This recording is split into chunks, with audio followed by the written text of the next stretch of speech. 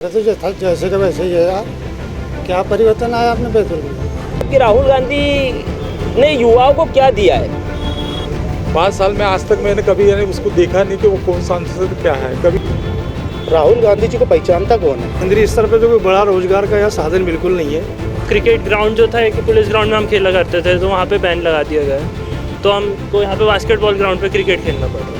हम लोग को पढ़ना है यहाँ के लोकल के, तो हमको इंदौर जाना पड़ता है और बाहर कहीं जाना पड़ता है। एमपी लोकतंत्र का महापर्व लोकसभा चुनाव शुरू हो चुका है और देश के कुछ लोकसभा सीटों पर पहले चरण का मतदान भी हो चुका है। अब तीसरे चरण में बैतूल का चुनाव होना है, जो कि 7 मई को है। ऐसे में बैतूल की जनता लोकसभा चुनाव में किन मुद्दों को ध्यान में रखते हुए अपना वोट देगी और किस पार्टी के वादे या फिर किस पार्टी के जो वादे हैं वो जनता को पसंद आ रहे हैं, हम लोगों से बात करेंगे। भैया बताइए कि किस तरह आप लोकसभा में किन मुद्दों को ध्यान में रखते हुए वोट देंगे? पहले तो इस देश की जनता को जय जय श्री राम। हम भारतीय जनता पार्टी से काफ़ी वर्षों से हमारा परिवार भी जुड़ा हुआ है और हम भी जुड़े हुए हैं। और जो भारतीय जनता पार्टी के नेतृत्व में हमें राम मंदिर की इतनी बड़ी सौगात हमें प्राप्त हुई है, इसलिए हम भारतीय जनता पार्टी पे ही विश्वास एक और बार बताना चाहेंगे। जिस तरह राहुल गांधी लगातार कैंपेन कर रहे हैं, वो युवाओं के लिए, महिलाओं के लिए और तरह तरह के वादे कर रहे हैं, तो वो क्या कुछ असर करेंगे? मैं पूछना चाहूँगा पहले आपसे भाई साहब कि राहुल गांधी ने युवाओं को क्या दिया है? हमारे मोदी सरकार में युवाओं को बहुत सारी योजनाओं का लाभ मिला है। 50,000 रुपये से लेके 1 करोड़ रुपए तक के लोन प्राप्त करवाया है मोदी सरकार ने। राहुल गांधी ने क्या दिया है? हम आपको और किसी से पूछेंगे कि अगर आप क्या सोचते हैं कि राहुल गांधी ने जनता को क्या दिया? पहले तो मैं बोलूँगा कि राहुल गांधी जी को पहचानता कौन है और पहचानेगा क्यों? क्या किया उन्होंने भारत देश के लिए? मैं मेरा वोट राष्ट्र हित के लिए दूंगा। अगर राष्ट्र हित के लिए अगर राहुल गांधी जी भी अगर काम करते हैं तो मेरा वोट राहुल गांधी जी को रहेगा। आदरणीय नरेंद्र मोदी जी को मेरा वोट रहेगा। जय श्री राम। हमारे साथ कुछ और भी लोग हैं, हम उनसे बात करेंगे कि भैया आप क्या सोचते हैं, लोकसभा चुनाव चल रहा है, आपके क्षेत्र में किस तरीके का विकास हुआ है और क्या कुछ सुविधाएं? विकास तो हुआ है, मतलब जिस तरीके से जो व्यवस्था होनी चाहिए, जैसे पानी मतलब एक दिन के आड़े में आता है हमारे मोहल्ले में। जो पार्षद है हमारे मोहल्ले का, वो मतलब काफ़ी मतलब उस चीज़ को मतलब ध्यान दे रहे हैं और व्यवस्था संभाले रखे हैं, मतलब हो रहा है काम। मतलब तो जैसे ये सांसद का चुनाव है, तो आप सांसद से क्या उम्मीद रखते हैं कि क्या सांसद से तो यही उम्मीद रखेंगे, मतलब जो आम जनता जो चाहती है सुविधाएं चाहती है, मतलब जैसे रोजगार, बेरोजगार जो बेचारे बेरोजगार लोग हैं, हाँ, उनको रोजगार मिले, नौकरियाँ मिले जो भटक रहे हैं। हाँ, बस।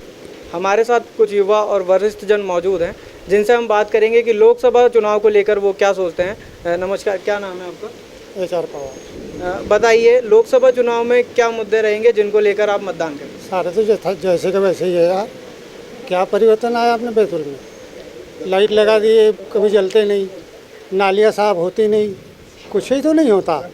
अपन लोग करो तो है, गंदगी बहुत है, कुछ नहीं होता। वो अपने घर में ही रहता, वहीं पर अपनी पंचायत करता, विधायक और सांसद अपने आगे, बाकी किसी से मिलना ना किसी से जुलना, एक ही दिन मिलते हैं वो, बस। Okay, thank you. साफ सफाई नहीं हो रही है, तो बताएं क्या आप क्या कहना चाहेंगे इस पर? मैं यही कहना चाहता हूँ कि इस बैतूल के डिस्ट्रिक्ट के वहाँ से जो मजदूर लोग हैं यहाँ से दूसरी जगह जाते हैं, यहाँ कोई अगर फैक्ट्री होती, कोई कारखाना होता, कम से कम उनको रोज़गार मिलता। खेती के समय में कोई मजदूर नहीं मिलने से किसान लोग भी परेशान रहते। और रही सांसद की बात, 5 साल में आज तक मैंने कभी यानी उसको देखा नहीं कि वो कौन सांसद क्या है। कभी यानी कोई सार्वजनिक में कहीं उपलब्ध नहीं पड़ा है।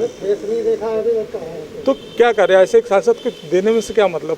देखो, उसका कार्य करो, कुछ करें, पब्लिक में बीच में जाओ, पब्लिक की समस्या हल करो, यही मेरा उद्देश्य। दूसरी बात के लिए ये 5 किलो अनाज देना या 80 करोड़ को देना, क्या ये बेरोजगारी बढ़ाना है? ना कार्य करते ना कुछ करते, आंसर ये कर रहे थे। दूसरी बात, वो अनाज मिलने के बाद दूसरों को बेचते, क्या है उसको? कुछ नहीं है उसका। बस यही मेरा कहना है, उसको काम दो, कम से कम रोजगार दो, कम से कम ये तो रोजगारी हट जाएंगे।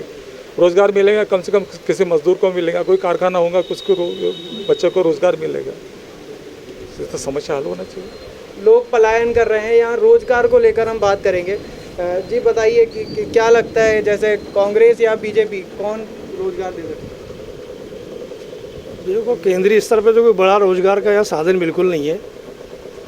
कोई बड़ी चीज़ आए उससे लोगों को फ़ायदा हो तो बच्चों का भविष्य सुधरेगा, बाकी तो कुछ नहीं है। जिसकी बड़ी मेजॉरिटी आएगी वही फिर आगे चल के खोल ले रोजगार, तो ठीक है। हमारे साथ कुछ युवा साथी भी मौजूद हैं।